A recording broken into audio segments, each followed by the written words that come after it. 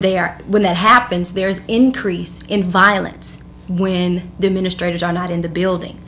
What would you do if you were appointed to this seat to rectify that problem? You would have to. You can't just do things in the middle of something. You gotta wait till the end of the year to make decisions like that.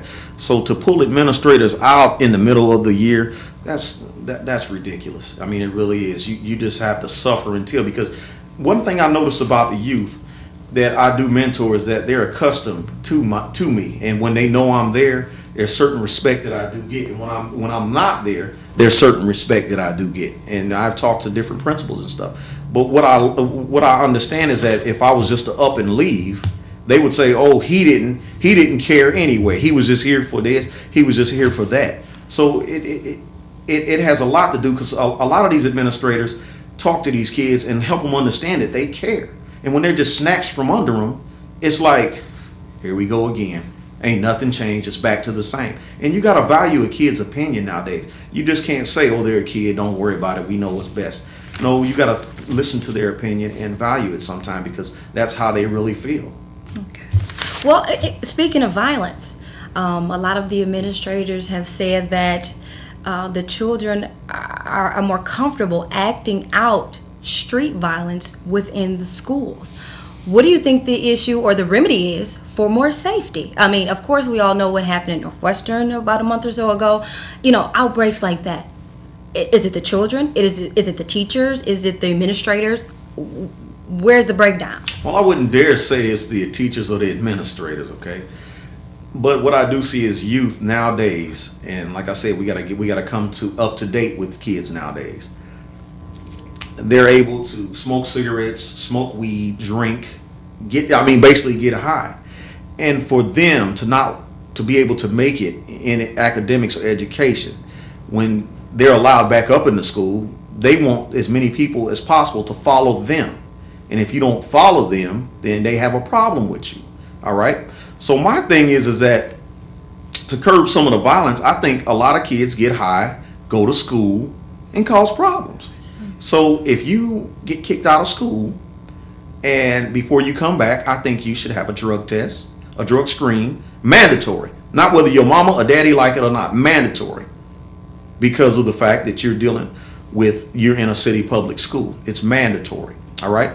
If you are found to have any drugs in your system, alcohol in your system, then you are to go to counseling. We are to try to catch this before they get in the real world and they don't have a chance out there. And this is my whole point. And if a parent disagrees with it, then that's telling me that they're condoning their kids to do drugs or get high. This is something that once I get in, I'm going to fight to have this done. Because my child should not have to go to school and worry about your child doing something to me just because they decided to get high that morning or whatever the case may be. So I think this would cut out a lot of crime down. The mentorship I was talking about, it would cut a lot of fights and different things down, because there was a couple fights that happened when I was at where I mentor at, but I grabbed them and I talked to them. I de-escalated things before it escalated.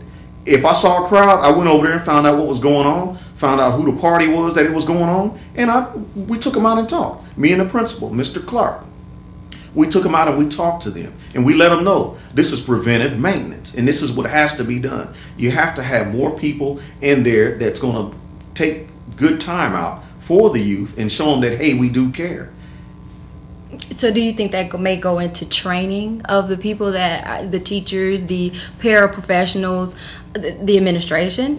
Do you think they're not equipped to handle those kinds of things when they break out? Well, I wouldn't say they're not equipped. I wouldn't say they're not equipped. I would say that for the pay that they're getting at the moment, it's not that serious to them. They're trying to get what they're supposed to get done, and they don't want to have to worry about anything else. And one thing I realized, life is as easy as you make it.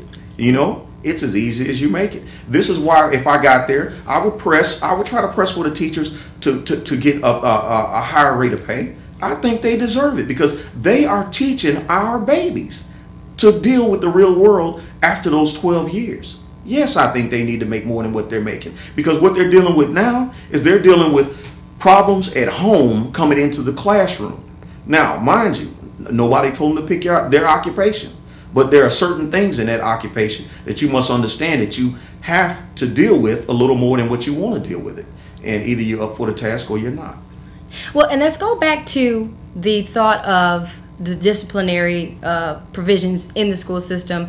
From talking with teachers and administrators, the school system has implemented this program where they want the children to be in school. They don't want to kick them out or have them not be within the school system for a couple of days. They feel like that's inadequate. But a question that arose was that, well, how are we going to counteract the disruption from these children that we need to discipline, and if we have them in the classroom, what's an alternative solution to that? Well, when I was in school, I had this. I admit I went to this thing a couple times called in-school suspension. All right, I was suspended from the regular class, but they would have rooms where you could go in, you could get your work done that day. They didn't send you home, but they let you know if you acted up again, you would be out of school. Now, in this place, it was a cubicle that you had to sit in, and you couldn't talk to nobody else. And it brought me around. Now, I'm not saying a lot of kids are, would adhere to that or not adhere to it. But my whole point is that it could be tried. And I do believe that you shouldn't send a child home. I mean, this one guy told me he got suspended for insubordination because he was talking back or something like that. That was petty. You shouldn't have sent him home. If anything, you should have had him in the lunchroom cleaning, picking up behind people, around the school, doing this, doing that, whatever it takes. But don't send them home because they're not learning anything. Now, as far as the parents go, there's been some complaints about them not being informed about the issues that are going on within the schools. There's not an open line of communication. What would you, as a person on the school board, what programs or what ideas would you implement to try to get a more sound communication between parents and the school system? Well, one thing I have thought about, and I want to let everybody know also, if you have any questions before the election, you can email me at davenportformayor@yahoo.com, okay? Because I am still going to run in any election that comes up, all right? But the thing is that I think that parents ought to have access to each school board member email where they would at least give them an answer within a week, and that's what I propose to do. If I'm there and you have questions, you got my cell. Well, I would give you my cell phone. I would give you my email address, and you could call me, and I wouldn't run and hide from you. I met a young lady about a few days ago, and she was telling me how at a basketball sporting event they had some teenagers refereeing the game, and she got. She was irritated because she felt like it should have been adults. But the program director put her out, called the police on her because she was voicing her opinion. That was wrong, and someone should have had to, she should have been able to contact someone to deal with it. So I'd say direct contact would be the best way for the parents to get in touch with the school board. Or we should have one school board member that in charge of that be in charge of contacting the parents within a certain amount of time if they have any questions. Because I agree, if the parents don't know, how can they handle anything if they don't know anything about it? How difficult, have you found running for this seat? You've ran for mayor before. How difficult is it to run for a political office? Well, I wouldn't call it difficult, but what I would say is that you're not going to please everybody, but you want what's in the best interest